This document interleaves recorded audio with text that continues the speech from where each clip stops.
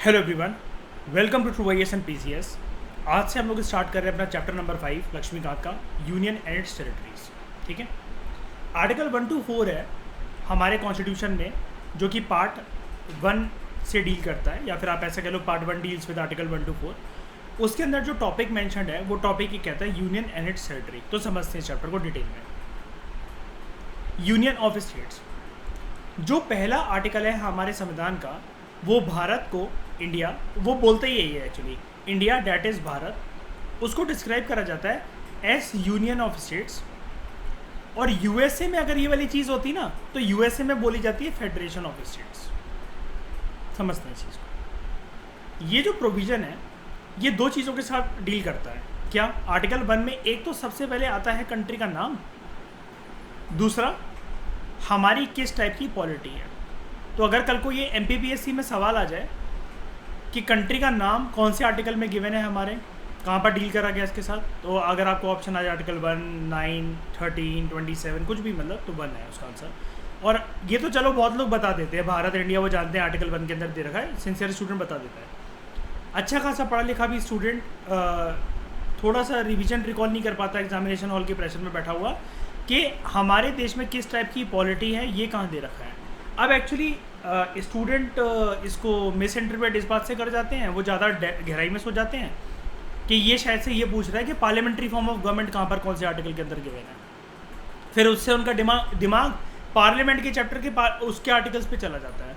नहीं, आर्टिकल 1 के अंदर जब ये वर्ड आ जाए आपके सामने, टाइप ऑफ पॉलिटी जो है वो कौन से आर्टिकल में, तो उसका आंसर होगा आर्टिकल 1। ये वाली बात याद रखना, थोड़ा सा गहराई में जाकर कुछ ऐसे फैक्ट्स को और ऐसे एनालिसिस को देख लिया करो। अब क्या हुआ, कॉन्स्टिट्यूएंट असेंबली में कोई भी यूनानिमिटी नहीं थी, यानी कि कंसेंसस नहीं था with regard to the name of the country कि हम लोग अपने देश का नाम क्या रखें। कुछ मेंबर्स ने ये सजेस्ट करा कि ट्रेडिशनल नाम भारत ही रख लेते हैं, दूसरे ने बोला मॉडर्न नेम इंडिया रख लेते हैं। कॉन्स्टिट्यूएंट असेंबली ने कहा अबे तुम भी भाड़ में जाओ, तुम भी भाड़ में जाओ, दोनों रख लेते हैं। ठीक है, मतलब ये वही वाली बात है, मुझे किसी बंदी से प्यार हो गया, मुझे करनी है लव मैरिज, घर वाले कह रहे नहीं अच्छी नहीं अरेंज मैरिज, तो मैं दोनों को ही घर ले आया मिसेस दुबे बनाकर। ठीक है, तो hence constituent assembly has to adopt mix of both, India that is Bharat. अच्छा, इस प्रकार की डिबेट ना लिंग्विस्टिक आइडेंटिटी को लेकर भी चली थी कि देश की नेशनल लैंग्वेज क्या होनी चाहिए। तो उस टाइम पर आग बबूला हो रहे थे सदर्न स्टेट्स की, हिंदी नहीं होनी चाहिए भाई, अच्छी खासी तादाद देश में अंग्रेज बोलने वालों की भी है, अंग्रेजी बोलने वालों की भी है। और उस टाइम पर अंग्रेज छोड़कर गए थे देश, तो ज़्यादातर लोग, मैं ज़्यादातर नहीं वाला, अच्छी खासी संख्या में लोग इंग्लिश जानते थे। जैसे मैंने कि आपको बताया था, मेरे ग्रैंडपा इंदिरा गांधी के पर्सनल एडवाइज़र थे, तो वो आज भी जैसे मुझसे बात करते हैं तो मेरे अपार्ट फ्रॉम दादा दादी और नानी, वो ज़्यादातर वर्ड्स सेंटेंसेस इंग्लिश के ही बोलते रहते हैं, क्योंकि उनका टाइप ऑफ स्कूलिंग और जो उस ज़माने का वो था। तो वो बताते हैं कि जहाँ पर मैंने अपनी स्कूलिंग करी, मेरा सरकारी स्कूल ही था, लेकिन हमारे टाइम पर बड़े सारे हेडमास्टर्स वगैरह वो ऐसे थे कि वो इंग्लिश के ऊपर उनकी बहुत अच्छी कमांड थी। तो कहते कि वो ये कहते थे कि जब मैं कॉलेज वगैरह स्कूल वगैरह जाता था तो मैं पूछता था अपने हेडमास्टर वगैरह से कि आपको इतनी इंग्लिश अच्छी कैसे आती। तो वो ये कहते हैं कि अंग्रेज़ी शासन के अंदर हम लोग इतना रहे हैं, तो उस टाइम पर कॉलेजेस वगैरह ये जो चलते थे, तो हम लोगों को बहुत ज़्यादा इंग्लिश वगैरह के ऊपर कमांड होती थी, और हम लोग बड़े सारे रेवोल्यूशनरी लीडर्स भी थे।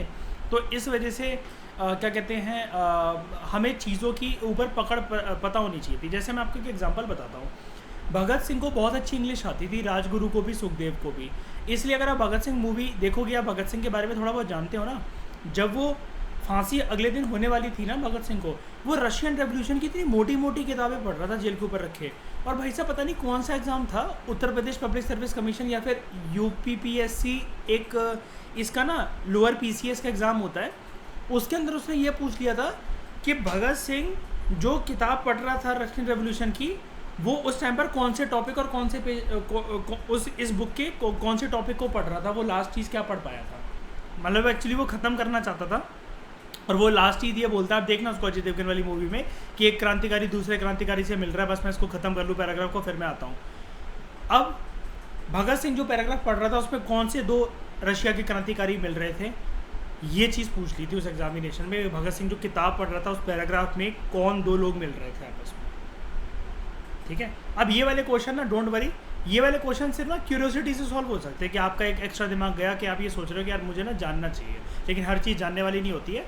और ऐसी चीज़ों का आंसर ना हमेशा, अगर आपने लाइफ में कभी सुना हो, कुछ देखा हो, तो ठंडे दिमाग से ऐसे आंसर को सॉल्व करा जा सकता है, लेकिन बिना एक्सपीरियंस के और बिना आप ये सोचो कि मैं तुक्का मार लूँगा, तो वो तुक्का फिर फेल ही होएगा। ठीक है। सेकेंडली, दूसरा मुद्दा, कंट्री को हम लोग डिस्क्राइब करते हैं एज यूनियन, ऑल्दो कॉन्स्टिट्यूशन जो है हमारा वो फेडरल है स्ट्रक्चर के अंदर। यानी कि अब ये दो वर्ड थोड़े से अलग है ना। जैसे कंट्री को हम लोग बोल रहे हैं यूनियन ऑफ स्टेट्स, यानी कि state A, state B, state C, state D and N number of जो स्टेट्स हैं वो एक प्रकार से, ऊपर देखना, हॉरिजॉन्टली उनके अंदर समानता है, वो पूरे का पूरे एक यूनियन, एक गुच्छा बनने पड़े हैं। ऑल्दो जो हमारा संविधान है, जो हमारा कॉन्स्टिट्यूशन है, वो फेडरल है। अब वो फेडरल कैसे? जैसे एक है सेंटर, एक है स्टेट, एक है पंचायती राज इंस्टीट्यूशंस, यानी कि पावर हमारे देश में डिवाइडेड है, इधर से इधर और इधर से इधर। फंड, जैसे फंड की बात कर लो, या स्कीम्स की बात कर लो, या पॉलिसी की बात कर लो, फॉर्मूलेट अगर ये करेगी तो यहाँ पर जाता है, ये स्टेट वाले करेंगे तो यहाँ पर जाता है।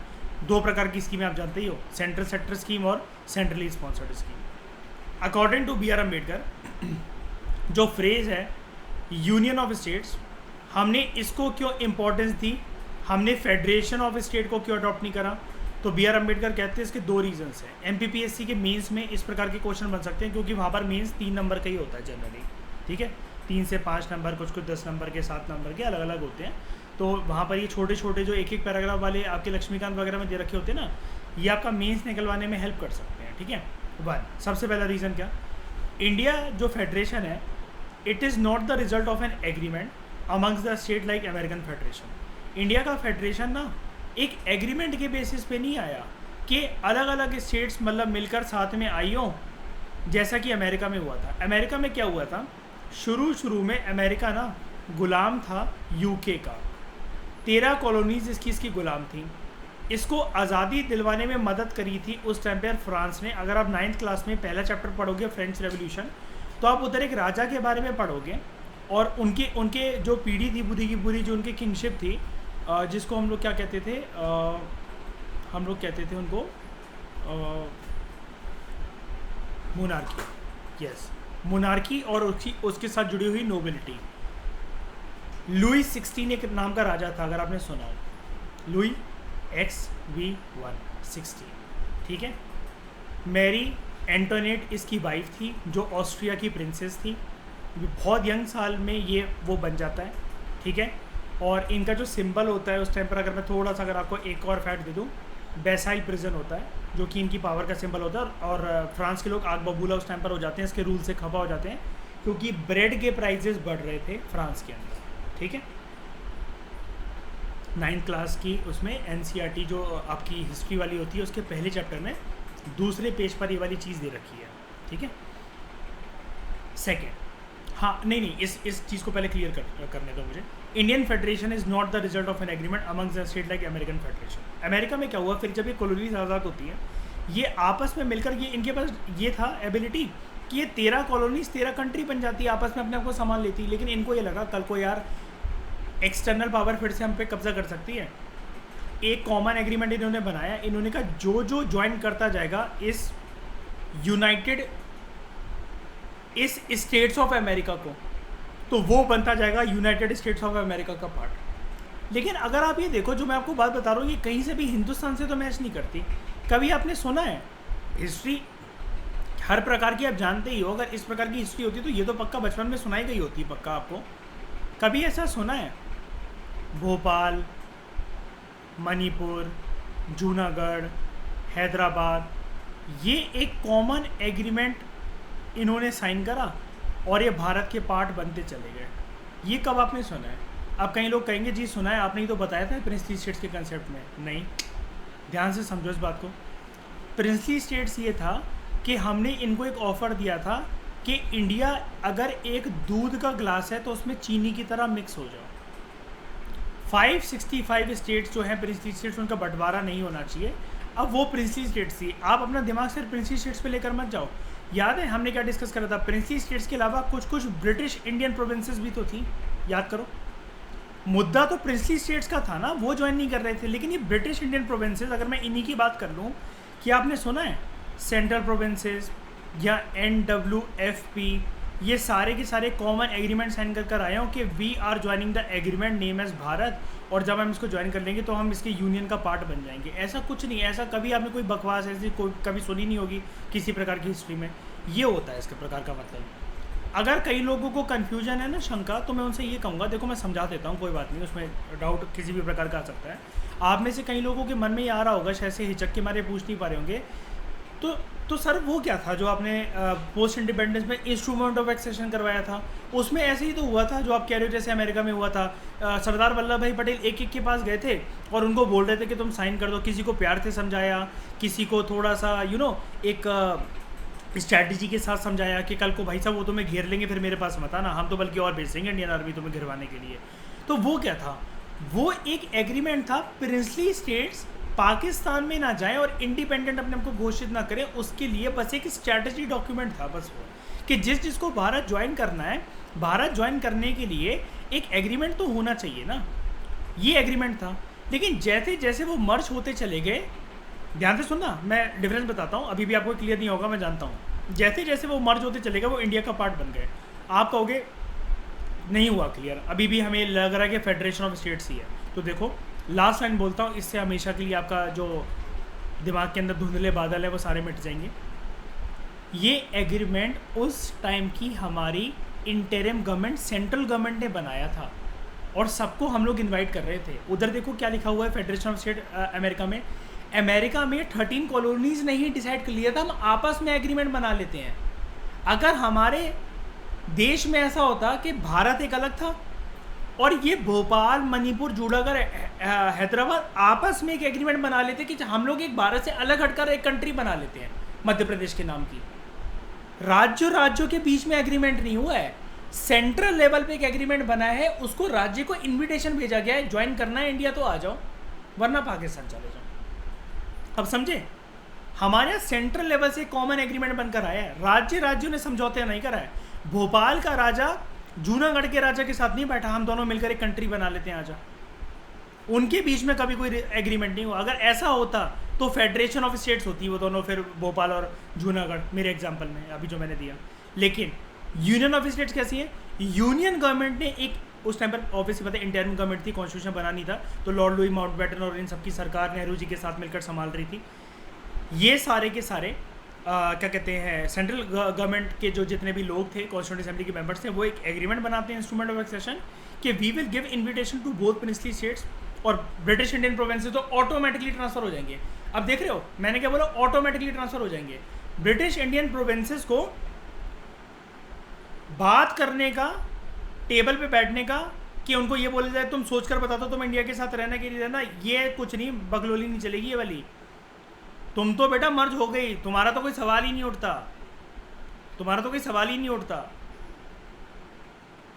हाँ वो खुद सरकार में थे तो वो कैसे वो हो सकते हैं, उनको तो चॉइस दी नहीं गई। तो आप समझ गए, यहाँ पर हमारे देश में क्या हुआ, सेंट्रल लेवल से एक एग्रीमेंट बनता है, स्टेट्स को इन्विटेशन भेजी जाती है, लेकिन वहाँ पर क्या स्टेट्स आपस में मिल मिलकर कंट्री बना लेते हैं। हमारा कंट्री ऑलरेडी थी, ये है सबसे बड़ा डिफरेंस जो लोग समझते नहीं। इसका आर्ग्यूमेंट कैसे दे रहा है मीन्स की आंसर राइटिंग में, मतलब वो लिख भी देते हैं रट्टा मार के इस अंग्रेजी को कि Indian federation is not the result of an agreement amongst the state, लेकिन अगर इंटरव्यूअर पूछ ले आपसे कैसे प्रूफ करो, इस लाइन का मतलब क्या है, अमेरिका से हम कैसे अलग हैं, आप फिर से ये लाइन सुना दोगे, वो कहेंगे ये मुझे भी पता है, मैंने भी लक्ष्मीकांत का 6th एडिशन पढ़ रखा है, इसको एक्सप्लेन करो आप, ये चीज़ एंड 2। और ऊपर से आप ज़्यादा घसीटे जाते हो ना ऐसी चीज़ में। मैं आपको पता है पॉलिटी की इतनी डीप अंडरस्टैंडिंग इसलिए भी देता हूँ भाई, हमारा ऑप्शनल है ये PSIR वालों का। इंटरव्यू हमारा 80% इसी पे जाना है, तो कुछ भी पूछा जा सकता है। और वो लोग तो हमेशा बेसिक चीज़ों से वो करते हैं कि भाई पर्सन कितना भी ज्ञानी लग रहा हो, चश्मिश लग रहा हो, तो हम सीरियस नहीं मानेंगे उसको कि पढ़ा लिखा या कैसे भी है। उसके बाद दूसरा angle, states have no right to secede from the federation. अगर आपने ज्वाइन कर लिया है यूनियन ऑफ स्टेट्स को, आप छोड़कर नहीं जा सकते। तो अगर आपको कोई पूछे ना कि यार, जैसे सोचने वाली बात है, आप गंभीर तरीके से सोचो, सोचने वाली बात है यार, सेसेशनिस्ट मूवमेंट अगर देश में चल रही है, पंजाब के अंदर लोगों को अगर खालिस्तान चाहिए है, नागालैंड के अंदर ग्रेटर नागालैंड चाहिए है, मीजो मूवमेंट को चल रही है, वो नहीं रहना चाहते इस देश में, तो जबरदस्ती क्यों रख रहे हो? दे दो आज़ादी, दे दो ना। वो तो बल्कि और उधम मचाएंगे इस देश के अंदर। जब किसी ने सोच ही ली है कि उसको मेरी लाइफ में नहीं रहना, तो चली जाए यहां से, मर जा जाके। जब तू खुशी नहीं रहेगी मेरे साथ, क्या फायदा, क्या फिर उसका? सवाल ये उठता है ना कि मतलब आना चाहिए कि कंट्री के अंदर जो देश खफा, मतलब जो राज्य खफा हो गए हैं, वहाँ के लोग खफा हो गए हैं, कल को वो तो फिर बमबारी करेंगे, गोला बारूद करेंगे, बॉर्डर पे जाकर पता चला टेररिस्ट बन जाएं, ठीक है, या फिर देश में रहकर क्या कहते हैं रेलवे ट्रैक उड़ा दे, बम से कुछ कर दें। क्यों नहीं दे देते हम उनको आज़ादी? तो आप बोलना, संविधान निर्माताओं का एक फ्यूचरिस्टिक विजन ये था, जब एक को आज़ादी मिलती है ना, हर कोई फ्रीडम की डिमांड करता है। घर परिवार के सदस्य में अगर बड़ा भाई अगर आवारा है ना, तो छोटा भाई को भी एक अंदर से लालसा होती है कि घर वाले इतनी लिबर्टी तो मुझे दे कि अगर वो 12 बजे तक घूमता है तो 10 बजे तक तो कम से कम मैं भी घूम सकूं। राज्य इससे इंस्पिरेशन बहुत जल्दी लेना शुरू कर देते हैं।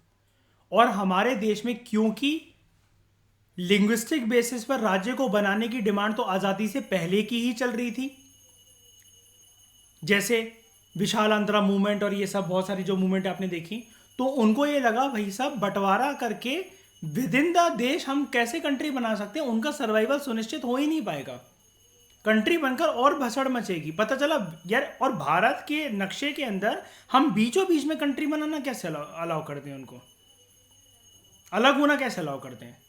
तो इसके लिए अगर आपसे कोई पूछे कि डायनामाइट हमने कौन सा प्रोवाइड कर रखा है, ब्रह्मास्त्र क्या है हमारे पास, तो बोलना आर्टिकल 1। आर्टिकल 1 ये कहता है, आर्टिकल 1 ना एक ओवर पॉजेसिव बॉयफ्रेंड है। मतलब वो एक ऐसा पर्सन है, मतलब मान लो मेरी तरह, क्या देख मैं तुझे बहुत प्यार करूंगा, पूरी शिद्दत के साथ रिलेशनशिप में तेरे साथ रहूंगा, कभी किसी बंदी को टच नहीं करूंगा, कभी किसी की तरफ देखूंगा भी नहीं, लेकिन एक बात का ध्यान रखियो, मेरे साथ रिलेशनशिप में एंट्री अलाउड है, एग्जिट अलाउड नहीं है। तू अगर एक बारी आ गई ना, तो बस आ गई है, अब तू जा नहीं सकती है, या तो तू इस दुनिया से जाएगी, लाइफ से नहीं जा सकती अब तू, अब तेरे को मेरे साथ ही रहना पड़ेगा। ये वो ओवर पॉजेसिव बॉयफ्रेंड है आर्टिकल 1, ठीक है। फेडरेशन हमारा यूनियन क्यों है? Because it is indestructible in nature, तोड़ा नहीं जा सकता। और मैंने क्या बोला, यहां पर दीवार कौन सी है, what is working as a iron condor in this, that is article 1।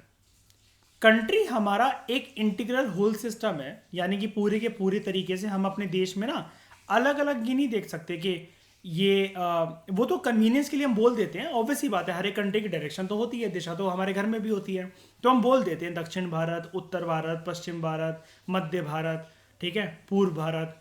तो कंट्री जो है it is a integral whole and it is divided into different states for the convenience of administration. बस ये कि एडमिनिस्ट्रेशन की convenience हो जाए। अच्छा, अब ये जब चीज़ है ना, 2014 में जब आंध्र प्रदेश से अलग होकर तेलंगाना बनाई गई है ना, तो उस टाइम पर ये वाले क्वेश्चंस बहुत सारे एग्जामिनेशंस में आने लग गए थे कि स्टेट्स का, और इंटरव्यू में तो उस साल बहुत पूछा गया, ये बहुत सारे मेरे फ्रेंड्स थे, मेरे सीनियर्स थे, उनसे बहुत पूछा गया ये कि स्टेट्स का बनना ऐसा, अब जैसे तेलंगाना बन गई है तो कल को और भी राज्य अगर डिमांड करें, तो आपको क्या लगता है राज्यों का बनाना ठीक है कि गलत है? अब इसमें सही और गलत नहीं होता, ये वाली डिबेट भी एक हिंट मैं आपको यहाँ पर दे देता हूँ। देखो, राज्यों का बनना मतलब कंट्री के अंदर वो कंट्री की डिमांड नहीं कर रहे हैं, जैसे खालिस्तान या फिर ग्रेटर नागालैंड या मीजो मूवमेंट, ऐसी डिमांड नहीं हो रही है। राज्य की डिमांड चल रही थी, क्यों? लिंग्विस्टिक आइडेंटिटी का क्लैश था वहाँ पर, वो ये बोल रहे थे तेलुगु स्पीकिंग लोगों को अलग रहना चाहिए, ऐसा रहना चाहिए, तो विशाल आंध्रा मूवमेंट थी काइंड ऑफ, ठीक है, जो भी था। अब यहाँ पर आप ये बोल सकते हो सर ना तो ये पूरी तरीके से सही है ना पूरी तरीके से गलत है। एक तो क्या होता है जब स्टेट्स फर्दर टूटती है ना, तो आप ये बोलो, देखो इसका अच्छा एंगल मैं दिखाता हूँ पहले आपको। स्टेट जब टूटती है ना, तो एडमिनिस्ट्रेटिव कन्वीनियंस हो जाता है बहुत अच्छी तरीके से। कैसे हो जाता है यार, इतना बड़ा मेरा पूरा का पूरा विला है और मैं उसमें अकेले रहता हूँ, एक भी चौकीदार मैंने नहीं रख रखा है। अब पूरी रात मैं सोता हुआ एंग्जाइटी से वो जूझता रहता हूँ, यार पीछे वाली दीवार से कोई घुसा ना चला है, यार इधर से कोई घुसा ना चला है, यार उस वाले गेट से कोई घुसा ना चला है। हुआ क्या, मैंने उसमें बड़े सारे पेइंग गेस्ट रख लिए। तो अब मैंने उनको ये बोला, इस फ्लोर को या उस एरिया को तुम देखोगे, ये तुम्हारी जिम्मेदारी। ऑब्वियस ही बात है, अब जैसे किराए का कोई घर होता है तो मकान मालिक थोड़ी ना देख आप सेवा करेगा उसकी, मतलब वो आकर, अब तो आपको देखना है, वो आपका घर है, वहां पर रह रहे हो। तो यहाँ पर क्या होता है, स्टेट्स को फर्दर डिवाइड करके लोगों का भला होता है। पता है कैसे? इतने बड़े राज्य को हो सकता है सरकार चला ना पा रही हो, ये वही वाली बात है। जैसे कैसा होता है मैं बताता हूँ, चला ना पा रही हो ये डिबेट नहीं होती। जितनी कम लोग होंगे ना मेरे सामने, मैं उनको उतना ज़्यादा बेटर तरीके से ट्रेडिंग सिखानी है, कुछ भी सिखानी, मैं ज़्यादा बेटर तरीके से डील कर सकता हूँ। ये वही वाली बात है। 1 लाख लोग मुझसे लक्ष्मीकांत पढ़ रहे हैं एक क्लासरूम में, और दूसरा क्लासरूम ऐसा है कि उसमें सिर्फ मुझसे 10 लोग लक्ष्मीकांत पढ़ रहे हैं। तो मैं ज़्यादा बेटर तरीके से उन पर फोकस कर सकता हूँ। And this is the reason कि एक बैच में मैं 30 से ज़्यादा बच्चे लेता नहीं हूँ, क्योंकि मेरी क्षमता उतनी है, टू बी फ्रैंक। फिर इसके बाद तो मतलब इंसान की क्षमता उतनी ही होती है, मतलब कितनी भी करके मैं तो फिर भी 30 तक का रखता हूँ। लेकिन मैं नहीं मानता कोई 15-20 से ज़्यादा किसी को रखना चाहिए, क्योंकि उसके बाद फिर वो बेवकूफ़ बनाने वाली बात हो जाती है। और फिर ज़्यादा बैच में पता है क्या भी होता है, एक बात और होती है ना, कुछ कुछ लोग यार हमेशा सही नहीं होते ना, सारे लोग बदतमीज़ भी होते, जानबूझ के सवाल पूछना, जानबूझ के प्रवोक करना, वो करके। तो फिर भाई मैं तो वो वाला, मैं टीचर तो हुई नहीं, फिर मैं तो फिर आत्मा ही निकाल लेता हूँ मुंह में हाथ डाल के। तो country is an integral whole and divided into different states only for the convenience of administration. ठीक है, अब पॉइंट नंबर 1 कुछ लिखा हुआ है, चलो उसको देखते हैं। जिनके पास पीडीएफ है ना, एक बात बताता हूँ, आप अगर माउस पर लेकर जाकर इस नंबर 1 पॉइंट को क्लिक करोगे तो डायरेक्टली आप उस पेज पर आ जाओगे। ये वाला पीडीएफ है 136, तो आप पॉइंट 1 पे देखो, मैं क्लिक करता हूँ, ये तो देखो आ गया। यहाँ पर ये कॉन्स्टिट्यूएंट असेंबली डिबेट्स हैं, यहाँ पर कुछ नहीं दे रखा है। ठीक है, तो लो इस पर, मतलब इस पर अगर क्लिक करोगे तो आप पहुँच जाओगे यहाँ पर बैक में, और इसी पे दोबारा क्लिक कर दोगे यहाँ पर, तो आप दोबारा उस पेज की तरफ पहुँच जाओगे। ठीक है, आगे बात करते हैं। अकॉर्डिंग टू आर्टिकल 1, इंडिया की जो territory, it can be classified into 3 categories.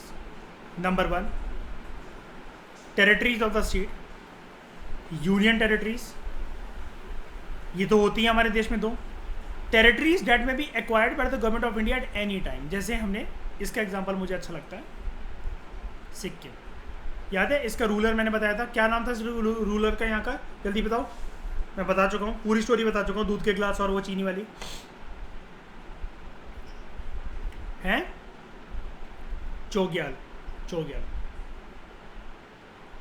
उसके बाद names of the states and union territories, और इनका जो टेरिटोरियल एक्सटेंट है, ये कॉन्स्टिट्यूशन के फर्स्ट शेड्यूल के अंदर मेंशन्ड है। ठीक है, एट प्रेजेंट 28 स्टेट हैं एंड 9 यूनियन टेरिटरीज। सही है फैक्ट के गलत है?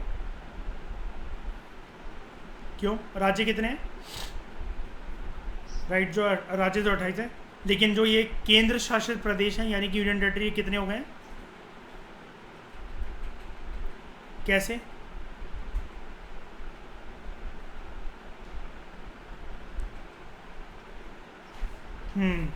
Dadra and Nagar Haveli, Daman and Diu एक ही हो जाएगा। उसका नाम अभी मेरे ख्याल से डिसाइड नहीं हो पा रहा है, तो वो एक ही हो जाएगा, है ना। अभी लेकिन ऐसे ही बोला जाता है, हाँ अभी लेकिन ऐसे ही बोला जाता है। इसका लंबा सा नाम हो गया Dadra and Nagar Haveli and Daman and Diu. ठीक है, जो प्रोविजंस है संविधान के, तो ये 8 है। ठीक है, सब लोग अपडेट कर देना, ये 8 है। The provisions of the constitution relating to the states are applicable to all the states in the same manner. ठीक है, जो कॉन्स्टिट्यूशन के, संविधान के जो भी प्रोविजंस हैं, सारे स्टेट्स पर सेम प्रकार से वो एप्लीकेबल है, यानी कि कोई भेदभाव नहीं करा जाता। तभी तो यूनियन है। यूनियन मतलब एक फैमिली, एक ग्रुप, उसमें कोई भेदभाव थोड़ी ना करा जाता है। अब हर एक यूनियन में एक स्पेशल पावर होती है, किसी ना किसी के पास हेड ऑफ द फैमिली और कैप्टन या घर को चलाने वाला कोई ना कोई होता है, कि जिसके पास थोड़ी सी ज़्यादा मानी जाती है। इसलिए हम कहते हैं ना, आप ध्यान से सुनना, इसलिए हम नहीं कहते हैं कि हमारा देश जो है वो फेडरल है अपने स्ट्रक्चर में, लेकिन उसका यूनिटरी बायस है। मतलब सेंटर की बात ज़्यादा सुनी जाएगी। इमरजेंसी के टाइम पर याद है मैंने बताया था, टेबल कुर्सी पर अगर बैठ के समझाने लग जाओ कि राज्य डिसीजन ले भाई, तब तक तो चाइना 4-5 राज्य लेकर गोदी में लेकर भग लेगा वो तो। सुबह इंडिया का मैप ही उल्टा सीधा दिख गया, पता चला लेटर बने हुए हैं वहाँ पे इंडिया के मैप में, यहाँ से तो भाई राज्य के राज्य ही उठ गया। सही बात है। अरे अभी एक वीडियो आई थी ऑन रिकॉर्ड, ये वाली चीज़ बोलता हूँ, आप उसको देखना। टेक्नोलॉजी कौन सी यूज़ होती है, घर को एक पंजाब के एक पता नहीं आदमी ने, सरदार ने, उसने उठाकर पिलर से उठवाकर, जैसे ट्रेन से वो नीचे पहिए लगाते हैं ऐसे मूव करा उसने, वहाँ से कोई प्रोजेक्ट पास हो रहा था उसके बेसिस पर। तो सेम मैनर में देखते हैं कौन सी प्रोविजंस लागू होती हैं। नंबर 2 पॉइंट पे मैं जा रहा हूँ पीछे, ठीक है, 2 को मैंने प्रेस करा। टिल 2019 जो अभी तक state of Jammu and Kashmir थी उसको एक स्पेशल प्रोविज़न मिलता था, आर्टिकल 370 इंडियन कॉन्स्टिट्यूशन के अंतर्गत। इसका खुद का सेपरेट कॉन्स्टिट्यूशन था, फ्लैग था, असेंबली क्या कहते हैं, नेशनल एंथम था, जो भी था, अलग अलग इसके पास क्या कहते हैं लिबर्टीज़ थी, जो कि ये दिखाती थी कि विद इन अ स्टेट ऐसे कैसे हो सकता है कि इसको ये चीज़ मिल रखी हो। लेकिन जब से ये चीज़ हट गई तो मैं ये बोलूँगा करंट गवर्नमेंट का ये बहुत अच्छा इनिशिएटिव है कि आर्टिकल 370 को हटा दिया गया, ठीक है। हाउएवर स्पेशल प्रोविजंस जो कि पार्ट 21 के अंदर दे रखे हैं, they are applicable to states of, कुछ स्पेशल प्रोविजन ही होते हैं, मैं आपसे बताऊंगा। और जितने लोग अपनी अपनी रिस्पेक्टिव राज्य से हो, जैसे अंकिता आप महाराष्ट्र से हो, तो ये स्पेशल प्रोविजन, बाकी आपको कुछ नहीं जानना है, आपको ना इंटरव्यू के लिए इसको प्रिपेयर करके जाना है, ठीक है। States of Maharashtra, Gujarat, Nagaland, Assam, Manipur, Andhra Pradesh, Telangana, Sikkim, Mizoram, Arunachal Pradesh, Goa and Karnataka. तो मेरे ख्याल से यहाँ पर सिर्फ और सिर्फ अंकिता के लिए एक वो वाली बात है, सतर्क रहने वाली बात इंटरव्यू के लिए, कि उसको ये वाली चीज़ पता होनी चाहिए, ये ठीक है। इसके के महाराष्ट्र की स्पेशल प्रोविजन है वो हम पढ़ लेंगे, कोई बात नहीं, ठीक है, सारी पढ़ेंगे। फर्दर 5th और जो 6th शेड्यूल्स है। अच्छा, अब ये जो शेड्यूल आ रहे हैं ना, अगर आपके दिमाग में अगर ये याद नहीं आ रहा है अगर आपको एकदम से, तो इसका मतलब मैं ये नहीं कह रहा कि आपकी तैयारी अच्छी नहीं, आप बेवकूफ़ हो, आप इसको रिवीजन बार बार करो, क्योंकि मैंने बताया था कुछ चीज़ें ऐसी होती है आप भूलते हो। सारे पार्ट्स और सारे शेड्यूल, अगर आपको ये मैं बोल रहा हूँ ना फर्स्ट अगर आपकी वो फोटो नहीं आ रही 3rd चैप्टर की कि इसमें क्या था, 5th की फ़ोटो नहीं आ रही, 6th की फ़ोटो नहीं आ रही, पार्ट 21 की फ़ोटो नहीं आ रही अगर आपकी आंखों के सामने, तो ये समझ जाओ कि आप इस प्रिपरेशन में अभी बहुत पीछे चल रहे हैं। अभी तक इस लेक्चर तक 5th चैप्टर तक आते आते अगर कितने पॉइंट्स वहाँ पर दे रखे हैं, कौन सा वो बॉक्स था, कैसा दिखता था, साइड में उसके कितने आर्टिकल्स उसके कवर थे, ये सारी फोटोजेनिक मेमोरी की मदद से आपकी दिमाग आंखों के सामने आ जानी चाहिए। अगर नहीं आ रही है तो इसका मतलब आप लक्ष्मीकांत की रिवीजन अच्छे से नहीं कर रहे हो या ध्यान ही नहीं दे रहे हो पॉलिटी का सब्जेक्ट में। हाँ, मैं वही कह रहा हूँ, आते रहते हैं इससे क्वेश्चन यार, वो बहुत बेसिक सवाल आते हैं। It contains separate provisions with respect to the administration of scheduled areas and tribal areas within the states, ठीक है। नोटेबली जो टेरिटरी ऑफ इंडिया, जब हम ये एक्सप्रेशन यूज़ करते हैं, ये एक वाइडर सेंस में यूज़ करा जाता है than compare to the union of India. जब हम बोलते हैं टेरिटरी ऑफ इंडिया, ये एक वाइडर एक्सप्रेशन है than the union of India, because जब लेटर की बात करें हम लोग, लेटर मतलब जो बाद में जिसकी बात होती है, यूनियन ऑफ इंडिया की अगर हम लोग बात करें, it includes only states, while territory of India includes not only the state but also union territories and territories जो एक्वायर करी जा सकती हैं by government of India at any time, ठीक है। तो अगर आपसे कोई पूछे भारत के पॉलिटिकल फ्रंटियर्स में क्या क्या चीज़ें हमें देखने को मिलती है, तो आप बोलें territories of states, union territories और ऐसी फ्यूचर टेरिटरीज जो एक्वायर कर सकती है India at any point of time, ठीक है। लेकिन वही है, पहले से बता दिया जाता है भैया, ओवर पोजेसिव से बॉयफ्रेंड है आर्टिकल 1 के अंदर, एंट्री अलाउड है, एग्जिट अलाउड नहीं है इस रिलेशनशिप में। The states are the members of the federal system, और ये पावर शेयर करते हैं अपनी सेंट्रल गवर्नमेंट के साथ, यानी कि पावर इनके बीच में डिवाइडेड होती है। और इस डिवीजन के लिए कैसे होती है पावर डिवाइडेड, कई लोग अगर आंसर ना कर पाएँ तो भैया मैं बोलता हूँ इसके लिए आप अपना एक चीज़ याद कर लो, list system, union list, state list और कंकरेंट लिस्ट। कौन से शेड्यूल के अंदर गिवन है, जल्दी बोलो जल्दी बोलो, 7th शेड्यूल, शाबाश, ठीक है। यूनियन टेरिटरीज और जो एक्वायर्ड टेरिटरीज होती है, on the other hand they are directly administered by the central government, ठीक है। केंद्र शासित प्रदेश वगैरह या जो भी नई एक्वायर हुई होती हैं तो उनको भी सरकार ऐसे ही रखती है, और बाद में वो केंद्र शासित प्रदेश मतलब वो बन जाते हैं, ठीक है। उसके बाद being a sovereign state, India foreign territories को एक्वायर कर सकता है, ठीक है, according to the modes recognise by international law. अब ये ध्यान से सुनना, ऑब्वियस ही बात है, हम लोग वैसे भी पीसफुल कंट्री हैं, तो इंटरनेशनल लॉ के तहत उसके अलग अलग अरेंजमेंट एग्रीमेंट के तहत हम लोग एक्वायर कर सकते हैं। अब ये यहाँ पर क्यों इन्होंने स्पेशली लिखा, आपके दिमाग में आया होगा कि मतलब ऐसा ना हो कि इंडिया कल को डरा धमका के अपनी आर्मी भेजकर नेपाल को अब मर्ज कर ले, भूटान को मर्ज कर ले, श्रीलंका को मर्ज कर ले, वहाँ पर सिविल वॉर का फ़ायदा उठा ले। ये सब नहीं, एक तरीका होना चाहिए फॉरेन टेरिटरीज को कैसे एक्वायर करना है। डेट इज, इसके तरीके समझो। सेशन, फॉलोइंग ट्रीटी या खरीद लिया हो या गिफ्ट के तौर पर इंडिया को मिला हो, लीज या फिर प्लेबिसाइड के तौर पर, यानी कि उधर एक वोटिंग हुई हो और सबने कहा हो कि हमें इंडिया का पार्ट बनना है। बाय ऑक्यूपेशन, ऑक्यूपेशन का मतलब कब्जा नहीं होता, एक होता है सेशन, ऑक्यूपेशन, और पहले ऑक्यूपेशन को समझ लो। हिथर्टू का मतलब मैंने आपको बताया था काफ़ी बार लक्ष्मीकांत के अंदर, जो अभी तक नहीं हुआ होता है। अभी तक जो अनऑक्यूपाइड टेरिटरीज हैं बाय रिकॉग्नाइज रूलर, वहाँ पर किसी ने उसको वो नहीं कर रखा है, ठीक है, कोई रूलर नहीं है वहाँ पर और कोई रिकॉग्नाइज टेरिटरी नहीं है वो। अगर लगता है कि आसपास इस पर कोई क्लेम भी नहीं कर रहा और ये इंडिया के थोड़े पॉलिटिकल फ्रंटियर्स वगैरह से आ रहा है, तो according to the modes recognise by international law, UN वगैरह को पूरा प्रॉपर बताकर इसका एक प्रोसीजर होता है, उसके बाद इंडिया कर सकता है, ठीक है। डैट इज, और कैसे करा जा सकता है, India can acquire foreign territories, conquest और सब्जुगेशन, झुकाकर या फिर कब्जा कर कर। कब्जा देखो ऐसे, अब आपको ये लगा होगा ये कौन सी बात है कब्जा कर कर, यानी कब्जा करने वाली जो टर्म है ना, आप ऐसा मान सकते हो कि जो कॉन्क्वेस्ट और सब्जुगेशन जो आपको लगा होगा, अगर मान लो कि इंडिया से किसी ने छीन ली वो वॉर में, पहले वो करके फिर से वॉर हो गया, तो इंडिया कोशिश तो करेगा ना उस वॉर में हम पहले वाली टेरिटरी तो छीन ले, लेकिन ऐसा कभी हुआ नहीं है क्योंकि ये चीज़ें कभी अपनाने की कोशिश नहीं करता। एक बात और बता देता हूँ, इंडिया कर सकता है, इंडिया के कोई भी कंट्री ऐसा कर सकती है, लेकिन इनको ये लिखना चाहिए था, यहाँ पर इंडिया नहीं बोलना चाहिए था कि India can acquire foreign territories. कोई भी कंट्री कभी भी किसी अन्य जगह को, अन्य रीजन को इस प्रकार से ऑक्यूपाई कर सकती है, तो हर कंट्री के लिए वैलिड है। इंडिया ने तो कभी रास्ता नहीं अपनाया, ऐसा तो कोई केस नहीं है कि सब झुका कर किसी को और कॉन्क्वेस्ट कर कर। अगर ये करना होता अगर इंडिया को, तो 90 लाख सैनिकों को धूल चटवाई थी इंडो बांग्लादेश वॉर के अंदर 1971 के अंदर, तो फिर तो वो कल को ये कह देता ईस्ट पाकिस्तान से कि बेटा ये दोबारा अटैक कर देंगे तुम्हारे ऊपर, इंडिया में मर्ज हो जाओ, अखंड भारत के सपने को पूरा करो, चलो बांग्लादेश को पार्ट बनाओ फटाफट इंडिया का। बांग्लादेश को राज्य का नाम देते हैं, कंट्री का नाम नहीं देंगे। इंडिया चाहता तो शेख मुजीबुर रहमान से ऐसे ट्रीटी साइन करवा लेता। शेख मुजीबुर रहमान की तो गर्दन कटी हुई थी, एक तरफ हुआ एक तरफ खाई। इंडिया पाकिस्तान के साथ मिलकर अटैक कर देता शेख मुजीबुर रहमान पर, और पाकिस्तान तो वैसे ही हारा हुआ था, हमें सपोर्ट भी था Indo Soviet treaty of peace friendship and cooperation से रशिया का, कोई कुछ नहीं उखाड़ सकता था, लेकिन फिर भी मजबूरी का फ़ायदा नहीं उठाता इंडिया किसी का भी, मेरी तरह, ठीक है, दोनों अच्छे हैं। For example, India acquired several foreign territories like Dadra and Nagar Haveli, ठीक है, ये फॉरेन टेरिटरी थी, इससे आपको ये आ सकता है कि आ सकता है कल को इनमें से कौन सी फॉरेन टेरिटरी थी। और ये इसका क्वेश्चन इससे भी बन सकता है क्योंकि अभी यूनियन टेरिटरी मर्ज हो गई ना, दमन and Diu, Dadra and Nagar Haveli, Daman and Diu, Puducherry and Sikkim since the commencement of the constitution, ये फॉरेन टेरिटरीज थी, ठीक है। The acquisition of these territories, ये हम लोग बाद में डिस्कस करेंगे, आएगा क्योंकि पूरा डिटेल में। फिर लास्ट चीज़ के बारे में बात करते हैं, आर्टिकल 2।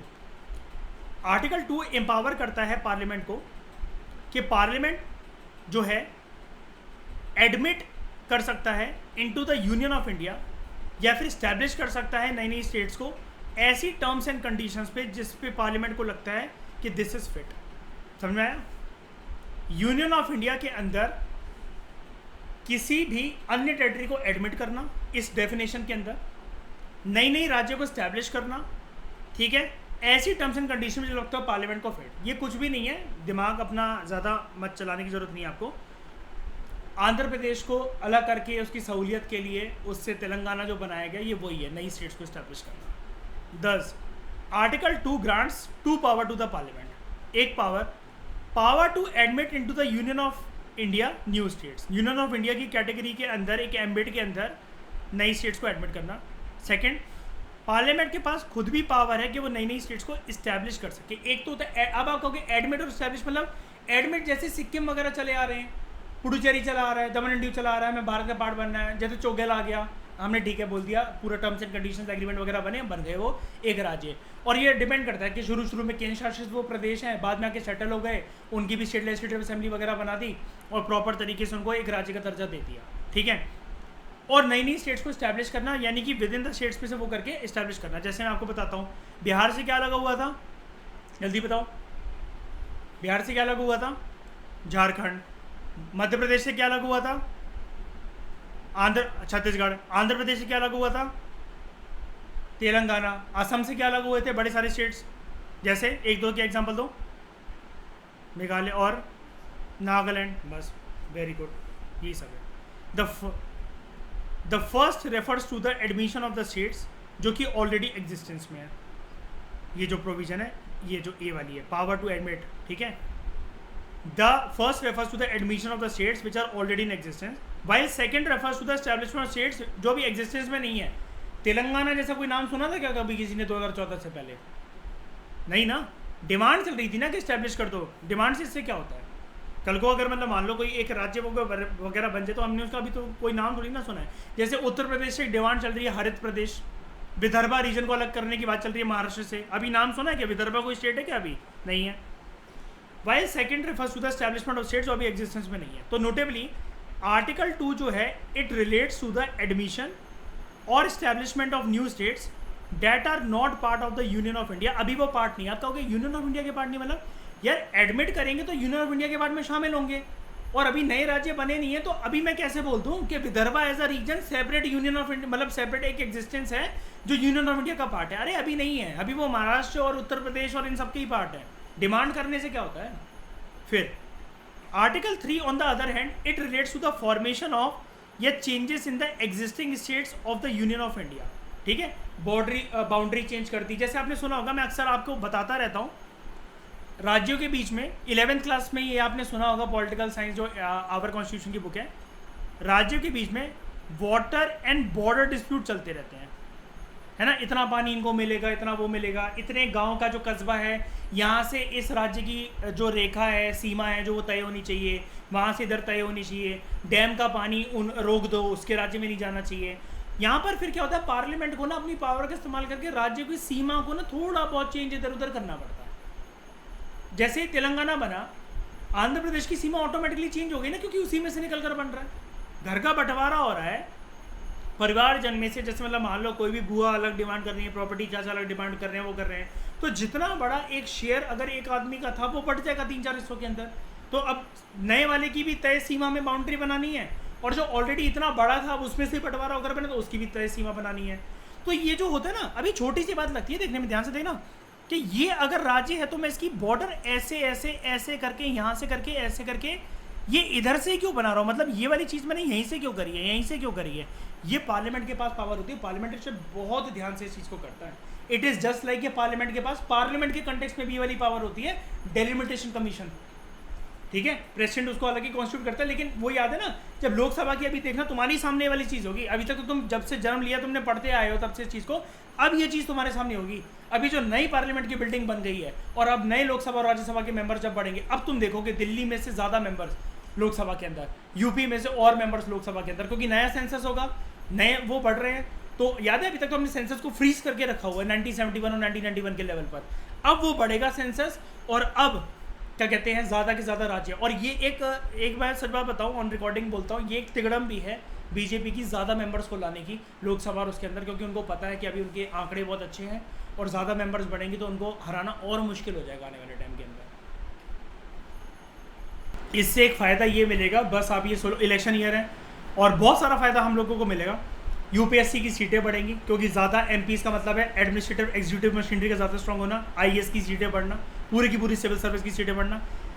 अब स्टेट लेजिस्लेटिव असेंबली के मेंबर्स भी बढ़ेंगे, क्योंकि विधान परिषद के मेंबर्स भी मतलब वो चुनते हैं उनको, और विधानसभा के वो चुनते हैं, तो वो भी बढ़ेगा, स्टेट लेजिस्लेटिव असेंबलीज भी बढ़ेंगी। नया सेंसस कंडक्ट होगा तो सिर्फ लोकसभा के लिए तो होगा नहीं, वो उसके लिए भी एप्लीकेबल होगा, तो स्टेट की मशीनरी भी बढ़ेगी, स्टेट में से भी, यानी कि जो विधायक और ये जो होते हैं क्या कहते हैं एमएलए और जो ये एमएलसीज होते हैं, इनको भी मतलब वो चाहिए एडमिनिस्ट्रेटिव मशीनरी। तो स्टेट पीएससी की सीटें बढ़ेंगी, यूपीएससी की सीटें बढ़ेंगी, और इसके साथ साथ इस बिल्डिंग की मदद से लोकसभा और राज्यसभा प्रोटोकॉल की सीटें बढ़ेंगी।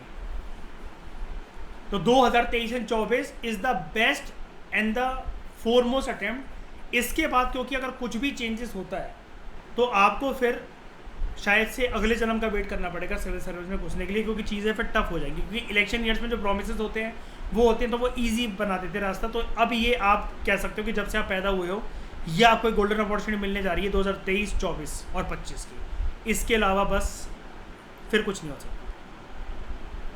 इन अदर वर्ड्स, तो घबराना मत। इसका मतलब आप ये भी सोचकर चल सकते हो कि यूपीएससी के आपके क्रूशियल 2 से 3 अटेम्प्ट आने वाले साल में आने वाले हैं।